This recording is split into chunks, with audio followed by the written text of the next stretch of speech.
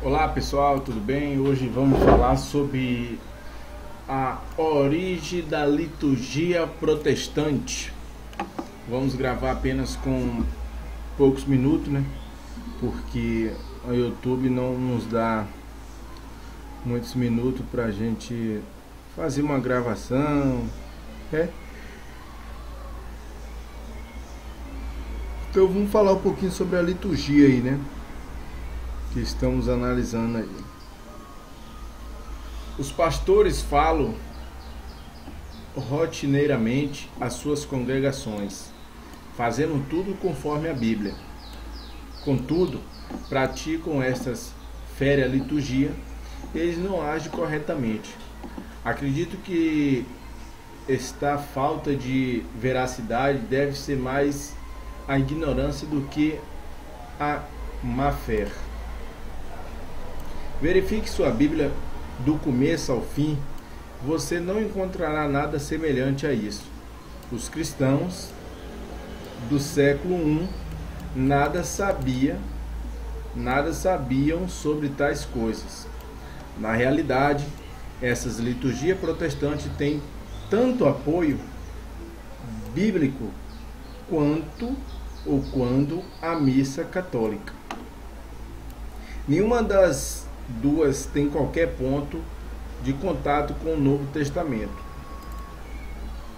Em meu livro, Repensando o Ordem, descrevo as reuniões da igreja primitiva. Essas reuniões eram marcadas pelos funcionamento de cada membro, numa espontânea, livre, vibrante e aberta participação. Era um encontro fluido, não um ritual estático, e era irrepreensível, bem diferente do culto da igreja moderna, que é dia de hoje, né? Ademais, a reunião da igreja do século I não foi adotada dos cultos da sinagoga. Isso aqui é um prefáciozinho que vocês podem analisar depois. Pode dar um pause no vídeo, né? E analisar. E aqui a continuação. Judaico, como alguns autores têm recentemente sugerido, pelo contrário, era totalmente inédita naquela cultura. Então, de onde vem a liturgia do culto protestante?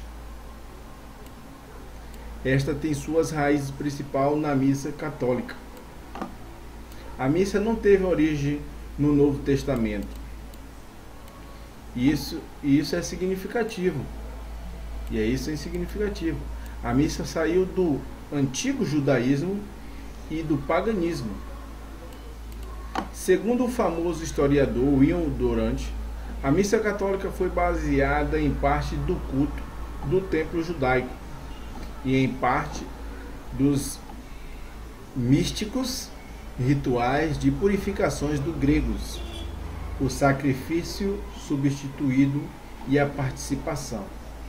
Gregório o Grande, 540 a 604, é um homem mais responsável pela formação da missa medieval.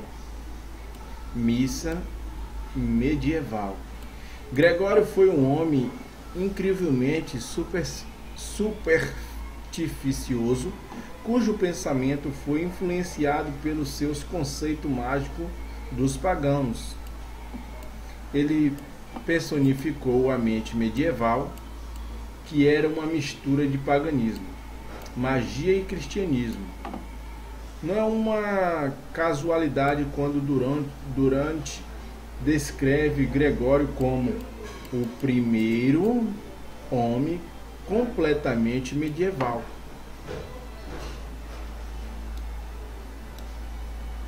A missa medieval refletia a mente de seu padre, Gregório. Foi uma combinação de rituais pagãos e judaico borrifados com teologia católica e vocabulário cristão. Durant destaca que a missa estava profundamente mergulhada tanto no paganismo pagão ou tanto no pensamento mágico pagão, como no drama grego. Ele escreveu: a mente grega moribunda teve uma sobrevida na teologia e liturgia da igreja. O idioma grego, após reinar por séculos sobre a filosofia, chegou a ser o veículo da literatura e dos rituais cristãos. O misticismo grego foi passado diante pelo impressionante misticismo da missa. Com efeito, a missa católica, que se desenvolveu no século IV até o século VI, foi essencialmente pagã.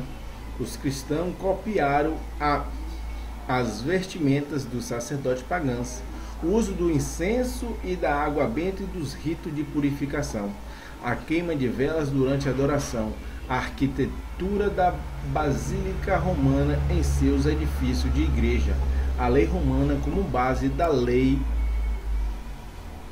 canônica, o título Pontifex Maximus Sumo Pontifex para o bispo principal e os rituais pagãos para a missa. Que vocês podem analisar, dar um pause aí, né? Para ler aí, né? Deixar um segundinho para você dar uma lida, né? Você pode dar uma lida. O que vem a história que eu vou. Pode dar um pause e vai lendo devagarinho, né? Vocês leem aí também, né? Certinho, né? Em sua casa e lê com atenção. E daqui a pouco iremos falar sobre quando as variações denominacional protestante nasceram. Daqui a pouco entramos nesse assunto.